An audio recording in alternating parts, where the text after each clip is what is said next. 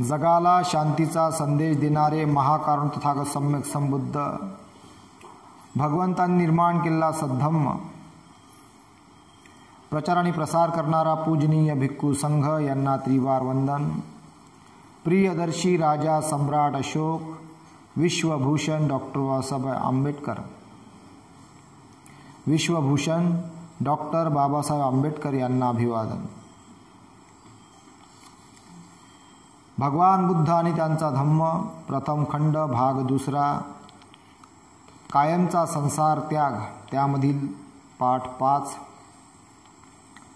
शांततेची वार्ता। गौतम राजगृहात असताना तेथे आणखी 5 परिव्राजक आले आणि त्यांनी देखील गौतमाच्या झोपडी शेजारीच आपली झोपडी बांधली। हे 5 परिव्राजक म्हणजे कौंडिन्य, अश्वजित, कश्यप, महानाम आणि भद्रिक हे होत।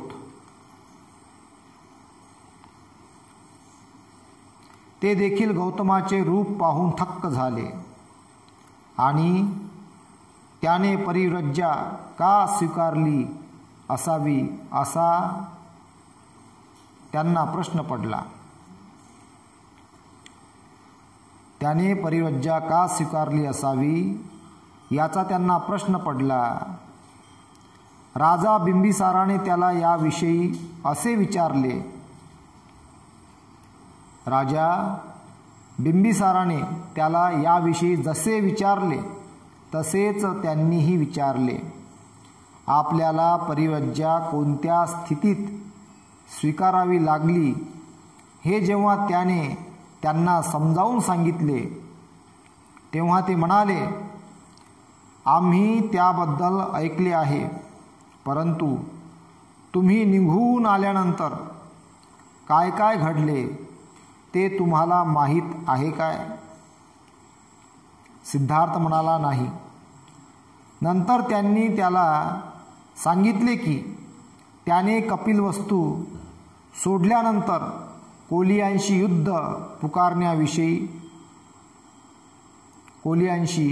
युद्ध पुकारण्याविरुद्ध शाक्यांनी फार मोठी चळवळ केली। स्त्री पुरुषांनी मुलामुलींनी निदर्शने केली आणि कोलीय हे आमचे भाऊ आहेत, भावाने भावाविरुद्ध लढणे चूक आहे। सिद्धार्थ गौतमाच्या हद्दपारीचा विचार करा अशा प्रकारच्या घोषणांचे फलक हातात घेऊन त्यांनी मिरवणुका काढल्या। या चळवळीचा परिणाम असा झाला की शाक्य संघाला पुन्हा सभा बोलवावी लागली आणि या प्रश्नाचा फेरविचार करावा लागला। यावेळी कोलियांशी समेट घडवून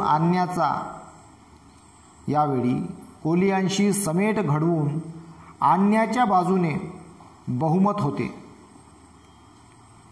कोलियांशी शांततेच्या वाटाघाटी करण्यासाठी आपले दूत म्हणून 5 शाक्यांची निवड करण्याचे संघाने ठरविले।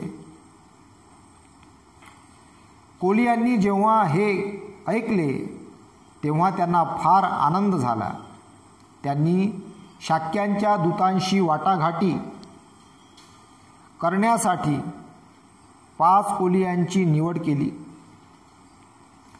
दोन्ही बाजूंच्या दूतांची सभा झाली आणि एक कायम स्वरूपाचे लवाद मंडल नेमण्याविषयी त्यांच्यात एकमत झाले। रोहिणी नदीच्या पाण्याच्या वाटपाबाबतीतील प्रत्येक वाद मिटविण्याचा या मंडळाला अधिकार देण्यात आला आणि त्याचा निर्णय दोन्ही बाजूंना बंधनकारक ठरविण्यात आला।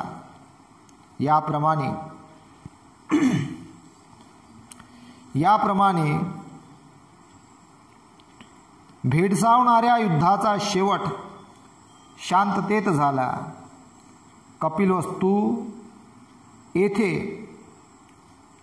काय घडले हे गौतमाला सांगितल्यानंतर ते परिव्राजक म्हणाले, कपिलवस्तू येथे काय घडले हे गौतमाला सांगितल्यानंतर ते परिव्राजक म्हणाले, आता यापुढे तुम्ही परिव्राजक म्हणून राहण्याची आवश्यकता नाही. मग तुम्ही घरी जाऊन आपल्या कुटुंबाबरोबर का राहत नाही? प्रश्न. सिद्धार्थ म्हणाला, ही शुभवार्ता ऐकून मला फार आनंद झाला आहे. हा माझा विजय आहे. परंतु मी घरी जाणार नाही. मी जाता कामा नये. यापुढेही मी परिव्राजकच राहिले पाहिजे. त्या 5 परिव्राजकांचा पुढचा कार्यक्रम काय आहे हे गौतमाने त्यांना विचारले. त्यांनी उत्तर दिले, आम्ही तपस्या करण्याचे ठरविले आहे. तुम्ही आमच्या बरोबर का येत नाही? सिद्धार्थ म्हणाला, लवकरच येईल, पण प्रथम मला इतर मार्गाची परीक्षा केली पाहिजे. नंतर ते 5 परिव्राजक निघून गेले. नव्या परिस्थितीतील समस्या कोलीय आणि शाक्य यांनी केलेल्या नव्या परिस्थितीतील समस्या कोलीय आणि शाक्य यांनी केलेल्या समेटाची त्या 5 परिव्राजकांनी जी बातमी आणली तिने गौतम फार अस्वस्थ झाला. एकटाच राहिल्यावर आपल्या स्वतःच्या स्थितीविषयी तो विचार करू लागला आणि आपली परिव्राज्या पुढे चालू ठेवण्याचे काही कारण आहे किंवा काय हे तो ठरवू लागला. काही कारण आहे किंवा काय हे तो ठरवू लागला. त्याने स्वकीयांचा त्याग कशासाठी केला होता? त्याने स्वतःलाच विचारले. युद्धाला त्याचा विरोध असल्यामुळे त्याने घर सोडले होते. आता ज्या अर्थी युद्ध संपले आहे त्या अर्थी माझ्या पुढे काही प्रश्न शिल्लक राहिला आहे काय? माझ्या पुढे काही प्रश्न शिल्लक राहिले आहे काय? युद्ध संपले याचा अर्थ माझ्या पुढील प्रश्न सुटला असा होतो काय? प्रश्न. खोल विचार केल्यावर तो सुटला नाही असेच त्याला वाटले. युद्ध समस्या ही मूलतः कलह समस्या आहे. एका अधिक विशाल समस्येचा तो केवळ एक भाग आहे. युद्ध समस्या ही मूलतः कलह समस्या आहे. कलह, दुःखच दुःख. एका अधिक विशाल समस्येचा तो केवळ एक भाग आहे. त्यापासून अधिक विशाल समस्या निर्माण होते. युद्धापासून त्याचा तो एक भाग आहे. हा कलह फक्त राजे आणि राष्ट्रे यांच्यातच चालत आहे असे नव्हे, तर क्षत्रिय आणि ब्राह्मण यांच्यात, कुटुंब प्रमुखात, माता पुत्रात, पिता पुत्रात, भावा बहिणीत आणि सहकार्यात देखील चालू आहे. राष्ट्रातील संघर्ष हा प्रसंगोपात असतो, परंतु वर्गावर्गातील संघर्ष हा वारंवार होणारा आणि शाश्वत स्वरूपाचा असतो. हा संघर्षच जगातील सर्व दुःखाचे मूळ होय. पहा किती महत्त्वाची लाईन आहे. हा संघर्ष सर्व दुःखाचे मूळ होय. म्हणजे राष्ट्रामध्ये संघर्ष आहे 2 देशामध्ये, तर तो प्रसंगोपात असतो. म्हणजे काहीतरी कारणानं ते घडते. एखाद्या वेळेस जमिनीचा वाद म्हणा, किंवा तिकडून नदी तिकडे वाहू राहिली, पाण्याचा वाद म्हणा, किंवा त्यामध्ये काही धर्माचा वाद म्हणा, जर अलग अलग धर्माचा देश असेल तर, किंवा कुठल्या तरी आणीबाणीचा वाद म्हणा, किंवा कुठल्या ना कुठल्या कारणावरून दोन राष्ट्राचं युद्ध त्या बॉर्डरवर चालत राहते. पण आंतरिक बाबीमध्ये देशाच्या अंतर्गत राष्ट्रातील संघर्ष हा प्रसंगोपात असतो. काही प्रसंगानं घडत असतो तो राष्ट्रामध्ये संघर्ष, परंतु वर्गावर्गातील संघर्ष हा वारंवार होणारा आणि शाश्वत स्वरूपाचा असतो. वर्गावर्गातील त्यामध्ये वर्ण होते. आता जाती आहेत, त्यामध्ये अनेक धर्म आहेत.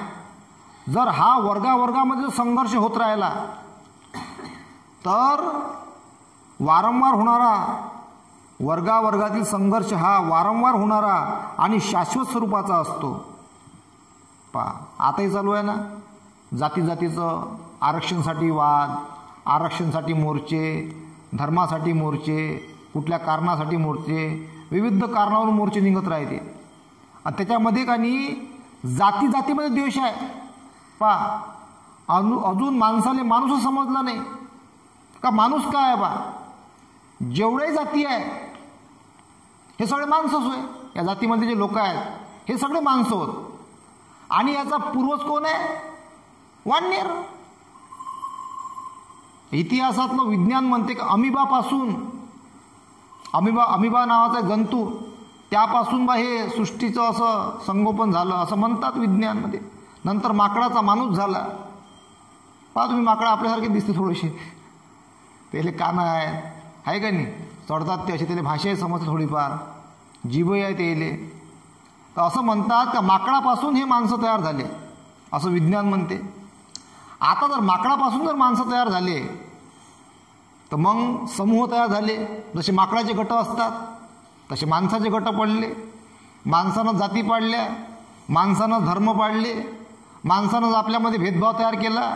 कशामुळं? स्वतःचा हेतू साध्य करण्यासाठी. म्हणजे जर तुम्ही जर एकत्र आले तर समस्याच मिटली. म्हणून हुशार माणसानं काय केलं, कमी दिमागाच्या लोकांचा गट तयार करून वेगवेगळे गट तयार केले. त्यामधून जाती पडल्या, त्यामधून धर्म पडला. अशा प्रकारचा हा समस्यांचा एक बंधारा, असे अलग अलग खोल्या तयार झाल्या. ह्या जातीचा, मग इकडला त्याचा हा समूह, हा जातीचा, इकडला त्याचा समूह. जात फक्त या पृथ्वी तलावर दोनच आहे, एक माणसाची जात, एक बाईची जात. महिला आणि पुरुष दोनच जाती आहे.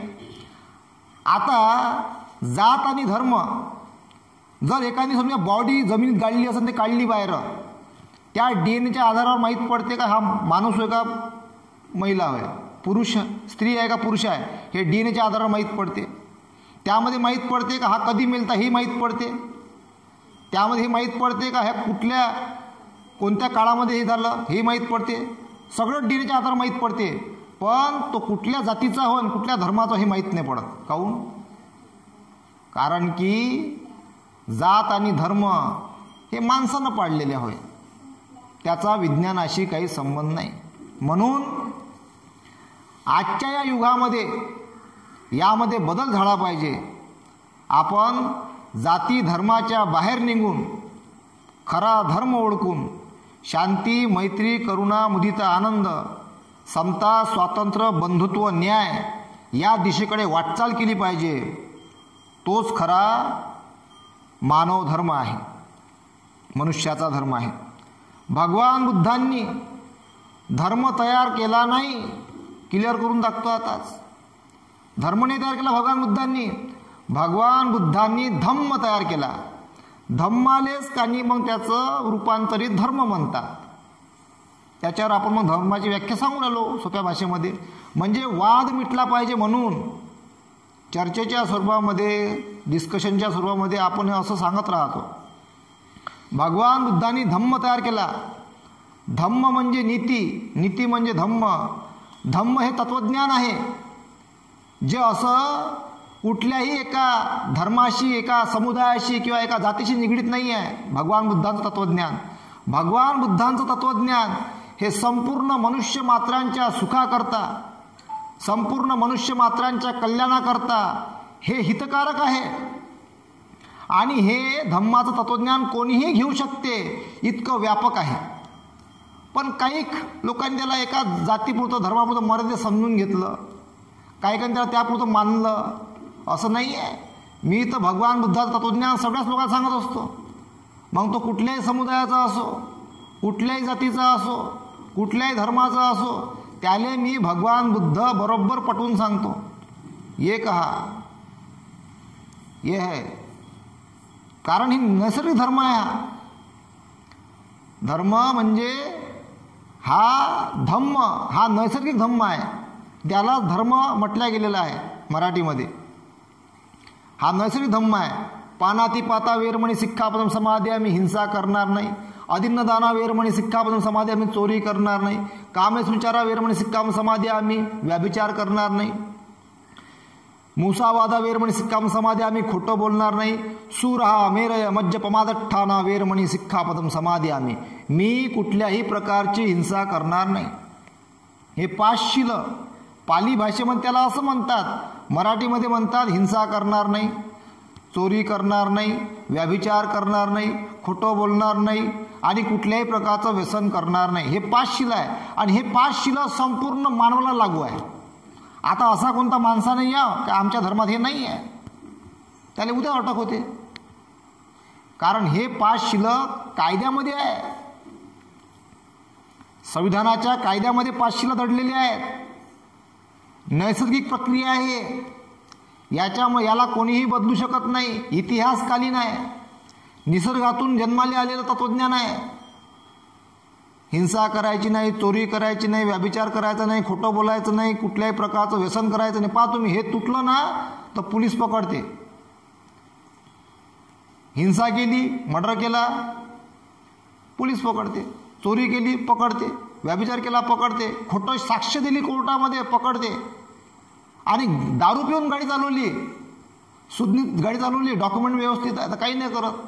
दारू पिऊन गाडी चालवली, दिली ठोकून, काही आला काही चुकले, पकडते. बंधन म्हणजे नशेमध्ये गाडी चालवता येत नाही, कारण की त्या नशेवाल्या व्यक्तीकडून चांगल्या माणसाचं नुकसान झालं नाही पाहिजे म्हणून गाडी चालवण्यामध्ये बंदी आहे. पहा किती कडक नियम आहे.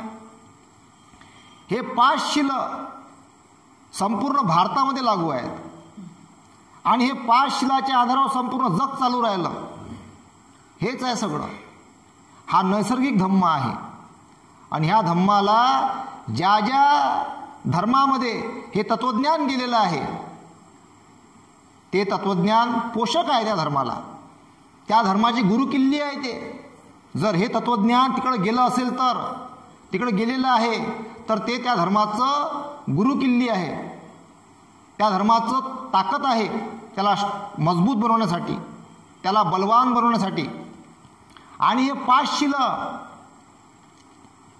नंतर भगवान बुद्धांच्या क्रांतीनंतर सगळ्या धर्मांनी त्याला घेतलं आपल्या पद्धतीनं. मग ते सोयीनुसार वापरतात, सोयीनुसार वापरतात. सगळ्याच्यातच आहे. कोणत्याही धर्माचा ग्रंथ पकडला, त्या सगळ्या धर्माच्या ग्रंथामध्ये 5 शील आहेत आणि ते आपल्या सोयीनुसार त्याचा वापर करतात. म्हणून ह्या वर्गामधला जो वाद आहे हा मिटला पाहिजे आणि आपण संपूर्ण भारतीयांनी एक भारतीय म्हणून आपण आपलं जीवन कंठित केलं पाहिजे आणि समता, स्वातंत्र्य, बंधुत्व, न्याय प्रस्थापित केला पाहिजे. सर्व संत महापुरुषांच्या विचारधारेवर ज्यांनी समता पेरली, स्वातंत्र्य पेरलं, बंधुत्व पेरला, न्याय पेरलं, अशा विचारधारेने आपण आपलं जीवन कंठित केलं पाहिजे. राष्ट्रातील संघर्ष हा प्रसंगोपात असतो, परंतु वर्गातील संघर्ष हा वारंवार होणारा आणि शाश्वत स्वरूपाचा असतो. हा संघर्षच जगातील सर्व दुःखाचे मूळ आहे. म्हणून आपसामधला जो संघर्ष आहे हा मिटवून टाका आतापासूनच, तरच तुम्ही सुखी व्हाल, शांतिमय समाधानमय जीवन कंठित कराल. नाही तर वारंवार दुःख येत राहील. 2 समुदायामध्ये वाद होणं हा कुठल्याही याचा उपाय नाही आहे, उलट दुःख निर्माण करते. म्हणून कुठल्याही कारणास्तव समुदायामध्ये वाद होता कामा नये, याचं बुद्धिवान लोकांनी गांभीर्यतेने लक्ष केंद्रित केलं पाहिजे. हे बुद्धिवान लोकच काही मग आपल्या पोटभरासाठी, आपल्या राजकारणाची पोळीशेकासाठी दोन समुदायामध्ये भांडणं लावतात, काहीतरी कारणून पेटून. पण यांच्या कॉन्ट्रमध्ये, याच्या प्रस्तावामध्ये जे बुद्धिवान लोक आहे, यांनी याच्यावर लक्ष केंद्रित करून यांच्या षडयंत्राला मूठमाती देऊन आपल्या लोकांचं हानी होण्यापासून त्यांना वाचवलं पाहिजे. पहा किती महत्वाचं आहे. महत्वाचं प्रवचन केलं का लाईनच जाते, आहे का नाही. आता बघा लाईन गेली तरी पण मी मोबाईलचा टॉर्च जाळतो आणि थोडंसं राहिलेलं आहे ते पूर्ण करतो.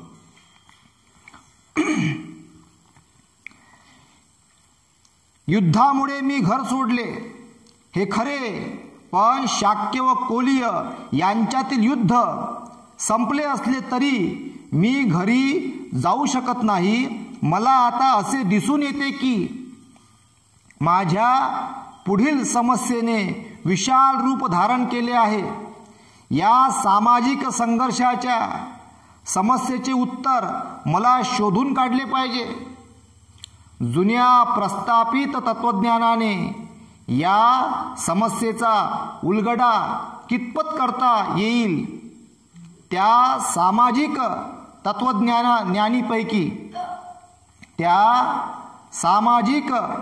तत्वज्ञानीपैकी एखाद्याचा स्वीकार करणे मला शक्य आहे काय. त्या सामाजिक तत्वज्ञानीपैकी एखाद्याचा स्वीकार करणे मला शक्य आहे काय. प्रश्न. प्रत्येक गोष्ट स्वतःच तपासून पाहण्याचा त्याने निश्चय केला. जिथून आपण सोडलं होतं, हा संघर्षच जगातील सर्व दुःखाचे मूळ होय.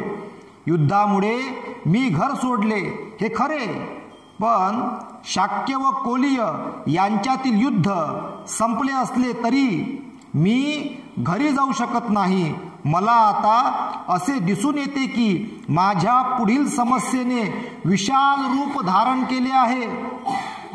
या सामाजिक संघर्षाच्या समस्येचे उत्तर मला शोधून काढले पाहिजे.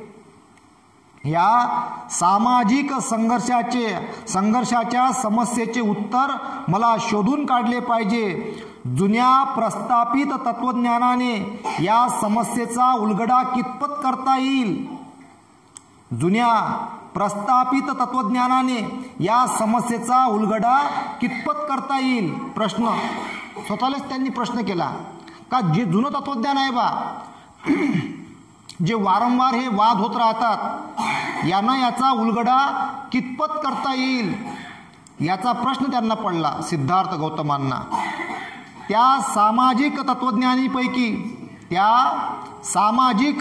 तत्वज्ञानीपैकी एखाद्याचा स्वीकार करणे त्याला शक्य आहे काय. त्या सामाजिक तत्वज्ञानीपैकी एखाद्याचा स्वीकार करणे त्याला शक्य आहे काय. प्रश्न. प्रत्येक गोष्ट स्वतःच तपासून पाहण्याचा त्याने निश्चय केला. स्वतःच सिद्धार्थ गौतमांनी मग स्वतःच तपासून पाहिलं सगळ्या गोष्टी. काय चांगलं आहे, काय वाईट आहे, काय नैसर्गिक आहे, काय प्रक्रियेमध्ये बसते, कुठली गोष्ट घेतली पाहिजे, कुठली गोष्ट सोडली पाहिजे. जगातला number 1 scientist, father of science म्हणतात भगवान बुद्धांना. जगातले पहिले सायंटिस्ट ज्यांनी खऱ्याले खरं आणि खोट्याले खोटं असं परीक्षण, असं मापयंत्र तयार केलं, ते म्हणजे तथागत भगवान गौतम बुद्ध. त्या अगोदर नव्हतं. सगळे भ्रमात होते, सगळे अंधारात होते. भगवान बुद्धांनी असं माप तयार केलं, खऱ्याले खरं आणि खोट्याले खोटं ओळखण्याचं. ते मापदंड त्यांनी तयार केलं. त्यांनी 6-7 वर्ष तपस्या केली, संशोधन केलं आणि असं तत्वज्ञान तयार केलं का त्या तत्वज्ञानाच्या आधारावर आज संपूर्ण जग चालून राहिलं. म्हणून आज जगामध्ये शांती आहे. ज्या ज्या ठिकाणी शांती आहे ज्या ज्या ठिकाणी शांती समाधान आहे, सुख शांती समाधान आहे, त्या त्या ठिकाणी बुद्धाचं तत्वज्ञान आहे. ज्या ज्या ठिकाणी सुख शांती समाधान आहे संपूर्ण जगामध्ये, त्या त्या ठिकाणी तथागत भगवान बुद्धांचं तत्वज्ञान आहे, म्हणून शांती आहे. जिथं तत्वज्ञान भगवान बुद्धाचं विसरले का पुस्तकामध्ये ठेवलं का वाद झाला, कलह निर्माण झाला, दुःख झालं. जसं रशिया आणि युक्रेन बुद्धाचं तत्वज्ञान विसरले, युद्ध सुरू झालं. इस्रायल आणि फिलिपिन्स भगवान बुद्धाचं तत्वज्ञान विसरले, झालं युद्ध सुरू. ज्यांनी ज्यांनी भगवान बुद्धाचं तत्वज्ञान काही काळासाठी विसरले असतील तेव्हा तेव्हा युद्ध सुरू होते. अजून आठवण केलं, अजून वाचलं, हानी झाल्यावर मग शांत राहते. म्हणून वारंवार वारंवार वारंवार भगवान बुद्धाचा धम्म समजून घ्यावा लागतो. त्यांच्या धम्माचा प्रचार आणि प्रसार करावा लागतो. या जगामध्ये सर्वात महान तोच व्यक्ती आहे. मग तो गृहस्थ असो की काशाय वस्त्रामध्ये असो, जो धम्माच्या तत्वज्ञानाचा 24 तास प्रचार आणि प्रसार करत राहतो, तो या जगातला सगळ्यात श्रीमंत, सगळ्यात महान व्यक्ती आहे. नाही तर पहा तुम्ही, सकाळी उठल्याबरोबर कुटणपणा सुरू, भांडणं लावणं सुरू, कलह करणं सुरू, याच्या चुगल्या करू दे, त्याच्या चुगल्या करू दे, याचे भांडणं लावू दे, त्याचे भांडणं लावू दे, कल्लास कल्ला, कलहच कलह. त्यापासून वाद उत्पन्न होतात, दुःख उत्पन्न होते. म्हणून मी म्हणतो, जगातला सगळ्यात श्रेष्ठ व्यक्ती, सगळ्यात महान व्यक्ती तोच आहे जे 24 तास भगवान बुद्धांच्या धम्माचा प्रचार आणि प्रसार करतात. तोच जगातला सगळ्यात महान व्यक्ती आहे. मग तो काशाय वस्त्रामध्ये असो भगवंताच्या, किंवा साधारण वस्त्रामध्ये असो, तो जगातला सगळ्यात महान व्यक्ती आहे. हेच इतिहास काळापासून जे तत्वज्ञान आज आपल्याला भेटलेलं आहे, हे संत महापुरुषांच्या माध्यमातून इथपर्यंत हे तत्वज्ञान पोचलेलं आहे. आणि त्या सगळ्या संत महापुरुषांचे विचार डॉक्टर बाबासाहेब आंबेडकरांनी संविधानामध्ये पेरले आहेत. मग भगवान बुद्धांपासून संत कबीर, संत तुकाराम, छत्रपती शिवाजी महाराज, संभाजी महाराज, फातिमा शेख, बिरसा मुंडा, उस्ताद लवजी साळवे, गाडगे बाबा, जेवढे संत महापुरुष होऊन गेले आहेत, अहिल्यादेवी होळकर, जेवढे आहेत ज्यांनी समता, स्वातंत्र्य, बंधुत्व, न्यायाचे विचार पेरले, ह्या सगळ्या संत महापुरुषांचे विचार, मग बाबासाहेबांनी, महात्मा फुले, ह्या सर्वांचे विचार मग बाबासाहेबांनी संविधानामध्ये कलमाच्या रूपामध्ये पेरलेले आहेत. जे वाचतात त्यांना दिसून येते, आणि जे वाचत नाही त्याले दिसत नाही, मग ते अंधारात राहतात. म्हणून बाबासाहेब खूप ग्रेट आहेत, खूप महान आहेत. आज ज्या महिलांना शिक्षणाचा अधिकार मिळाला, ज्या महिला शिकल्या, ज्या आता मोठ्या मोठ्या पदावर गेल्या, त्या सगळ्या संत महापुरुषांचा संघर्ष, त्या संघर्षाची कहाणी त्या कलमांच्या रूपामध्ये बाबासाहेबांनी संविधानामध्ये लिहून ठेवली आहे. म्हणून आज ज्या ज्या समाजातल्या महिला, जाती धर्मातल्या महिला आता मोठ्या मोठ्या पदावर आहेत ना, ते डॉक्टर बाबासाहेब आंबेडकरांची देण आहे. शाहू महाराजांचं कार्य, महात्मा फुलेंचं कार्य, संत महापुरुषांचं कार्य सर्व कलमांच्या रूपामध्ये संविधानामध्ये पेरलेलं आहे. म्हणून आपण त्या संविधानाला वाचन करून संविधानाचं आपण रक्षण केलं पाहिजे, भारतीय संविधानाचा प्रचार आणि प्रसार केला पाहिजे. तर म्हणून भगवान बुद्ध म्हणतात, प्रत्येक गोष्ट स्वतःच तपासून पाहण्याचा त्याने निश्चय केला. म्हणून मी आपल्याला म्हणतो, आपण सुद्धा भारतीय संविधानाला तपासून पाहण्याचा निश्चय केला पाहिजे. पहिले वाचत असेल, वाचनच नाही केलं आणि त्याच्या विरोधामध्ये कलह निर्माण करणे हे मूर्ख माणसाचं लक्षण आहे. आपण बुद्धिवान माणसं आहात. या भारतातले सर्व लोक बुद्धिवान लोक आहेत. जे शिकलेले आहेत ते सर्व बुद्धिमान आहेत. त्या बुद्धिवान लोकांनी भारतीय संविधानाचं वाचन करून तपासून पाहिलं पाहिजे आणि भारतीय संविधानाचं रक्षण करण्याचा संकल्प केला पाहिजे. तर आज आपण या निमित्तानं हे वाचन इथेच थांबवतो. साधू साधू साधू.